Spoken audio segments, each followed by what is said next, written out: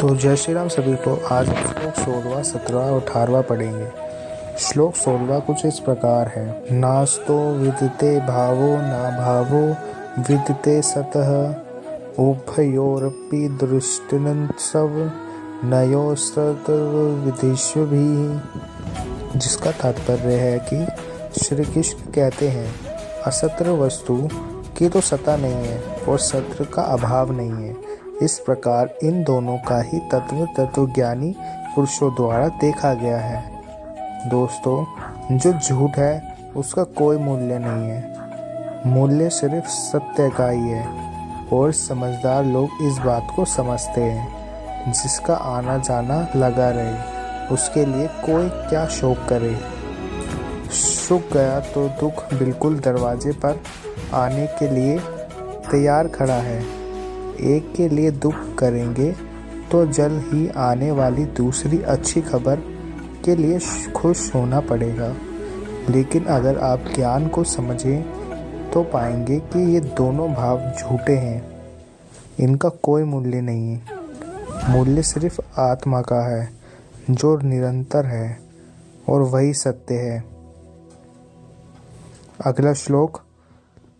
अविनाशी तु तिद्रिति येन सर्वमिंद तत्व विनाशमयस्या नाकशित कुरुतमहिति। जिसका तात्पर्य है कि नाश रहित तो तुम उसका जान, जिससे यह संपूर्ण जगत दृश्यवग व्याप्त है। इस अविनाशी का विनाश करने में कोई भी समर्थ नहीं है। इसका तात्पर्य यह है कि स्थायी सिर्फ वही है जिसमें ये पूरी दुनिया समाई हुई है, जो सबसे बड़ा सच है। बाकी सब कुछ आता जाता रहता है, सिर्फ यह सच्चाई ही हमेशा के लिए है।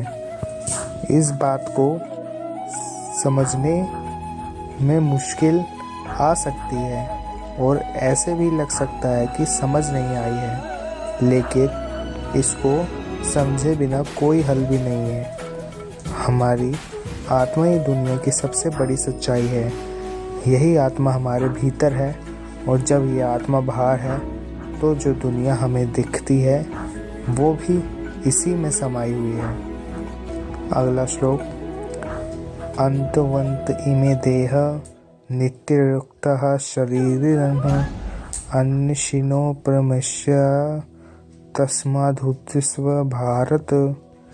जिसका तात्पर्य है सबसे बड़ी सच्चाई है हमारी आत्मा जो मरती नहीं है। बाकी सब कुछ हमारे शरीर या हमारा भाव है जो मर जाते हैं। श्री कृष्ण कहते हैं, है भारतवंशी अर्जुन, तुम युद्ध करो क्योंकि ये आत्मा अमर है, इसका मरण संभव नहीं, इसलिए इसे सबसे बड़ी सच्चाई कहा गया है। और महापुरुष इसी आत्मा को समझने के लिए पूरी जीवन समाधि और संन्यास में बिता देते हैं।